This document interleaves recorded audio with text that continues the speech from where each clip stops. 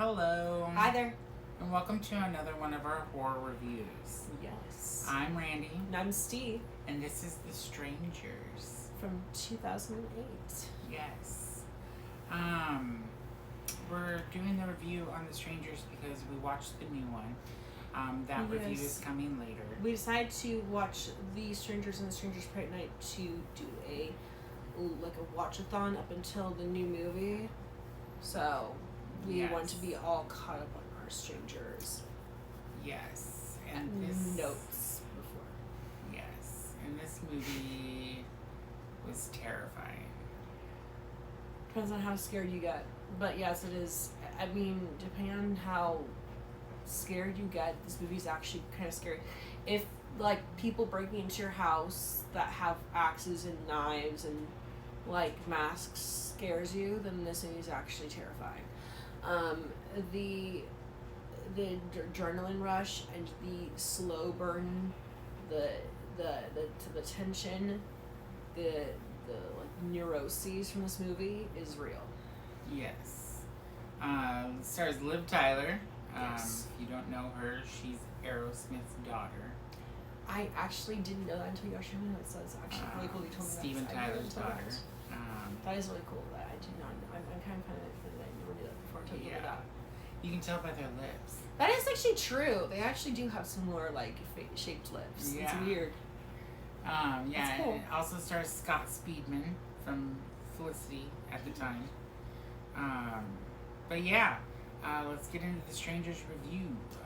So we got a couple here, who is what is it? They were.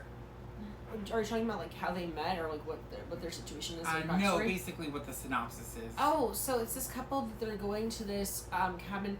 So they're coming home from a wedding. They're coming home from a wedding, and the guy Scott Speedman proposed to Liv Tyler. I don't remember their names in the movie, but for some reason I don't know why I've seen so many millions of times I still forget their names. But he proposes to her, and she says no. And they're already kind of in a bad mood, but they're trying to make things okay, but they're kind of depressed. Things are awkward. Things are upsetting. So they go back to this little place that he put like rose petals everywhere, and they're just trying to like settle in and try to like figure out what they're going to do with their night because they don't know what to do now. Yeah. So he goes there. He calls his friend who had also all these plans set up and everything like that, and tells him to cancel whatever. And he goes out to get some cigarettes. But before he leaves, they start to get start trying to settle around. Around 4 o'clock in the morning, they get a series of knocks at the door. Boom, boom, boom. And then a voice on the other side of the door says, "Is Tamara home?" And because they open up the door, and it's just this blonde silhouette of a woman. You don't see her face. You just see that she's this like blonde woman sitting out in the dark.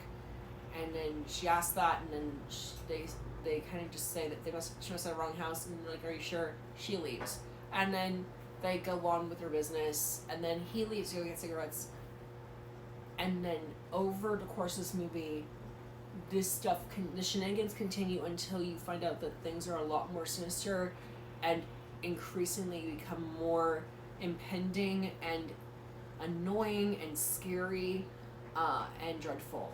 Yeah. Until you find out that she's not alone and there's more of these strangers. I think the thing is, if you've never seen this one, I think what makes this one so scary is if this is the first one you're watching, you really don't know how many strangers there are. It could be just the one, it could be like 10. You really don't know. They kind of like leave it ambiguous at first as to how many of them are out there in the woods. Yeah. And it ends up being a trio. It ends up being these two young women and this man who are antagonizing this couple.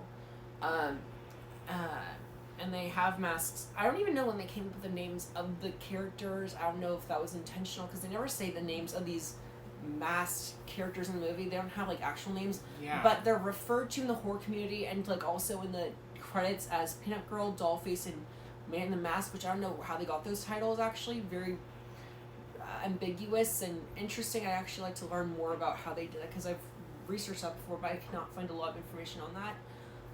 So if you have any information, let me know. But yeah, so that's sort of like that's like the overall synopsis. Yeah. And then I'll let you kind of go further Yeah, this movie definitely has its scare factors. It takes a lot to scare me. I'm a horror enthusiast.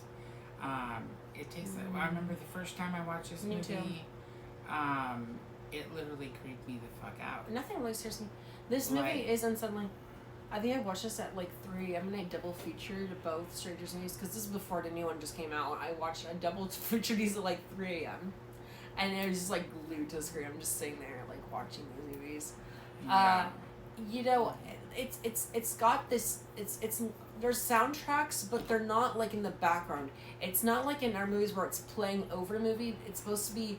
The movie's supposed to feel very raw. Yeah, there's no like music. The music is coming from their records. From their records, yeah. So there's music, but it's not soundtracks that are playing over the movie, if that makes sense. It's supposed to be playing in real time. So everything's supposed to feel very raw. There's no jump scare music. There's no sound effects really. All the sound effects are natural raw sounds, like the sounds of swings on the swing set in the background, kind of like creaking, or like the wind blowing, or like just the knocks on the door. And the door, because it's so heavy and it's these big wooden doors on this like cabin house place, like the knocks are so loud and intimidating. And you find out over time that they have already been inside the house.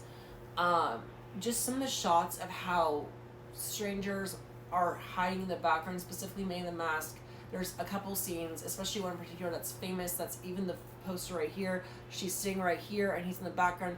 It's almost Michael Myers-like, and I feel like, I wonder if it was inspired by Halloween almost, because it has that vibe of just like, you can see the silhouette of him and kind of just sitting there. There's no music, and it's not like it's up in your face, it's just he's there, and you have to kind of watch for it really closely. Because in the movie, you have to keep an eye out. This movie has a lot of tricks that's not up in your face, like a lot of like horror movies. It's like these killers are kind of like almost trying to blend into the atmosphere. And I think that's what makes this such a creepy home invasion film, is because everything feels like it's dragged on. There's already like this melancholy vibe of how they're at the house, and they're already, struggling, having their own personal relationship, drama, because, they still care about each other, but they're trying to go work through this, this whole situation they're in, and now on top of it, they're being attacked by these masked strangers in their house, and it's just in this cabin house. So really just creepy movie. It's become a classic. We had a remake because of how iconic this became over time, and it spawned a sequel and now a new trilogy. So and the acting in this movie is phenomenal. It's a small cast, but everyone in this film, the every single cast member in this movie is phenomenal. Yes. And did what they were supposed to do. I agree. Having the country music added a weird kind of vibe to this movie. I can't quite pinpoint it. There's a lot of like sepia tones in this movie too that make it feel old and rustic and kind of creepy. Like the gold or the orange and the black darkness of rooms just has that whole atmosphere. It's just such a great, fun movie to watch. It's a little slow burn, but it is, if you like music like that, it is wonderful and such a good, creepy little film. And of course, it has, with spoilers, it has one of those endings where nobody survives. Yeah, they leave it open that Liv Tyler might survive, but she's probably gonna die. There's most likely no way she would survive those injuries. Yeah. That she endures. So they basically attack her in the end. That they accidentally kill her friend, and accidentally thinking he's one of the strangers, and then they're dragged off, and then the masked strangers, they finally ask them, "Why are you doing this test?" And they're like, "Because you were here. Because you were home." Oh, because you were home. That's important. Because you were home. The idea of comfort and family and where you're supposed to be safe, home. And then they slowly take their time killing them, and these little boys find them, and she's just reaching out in the distance for help, and that's kind of how the movie ends. Yeah. So it was good. This one was good. Check it out. Really bleak and a good movie. check it out. And thank you for watching. Like and follow for more. And stay spooky and continue to watch the Strangers movies with us.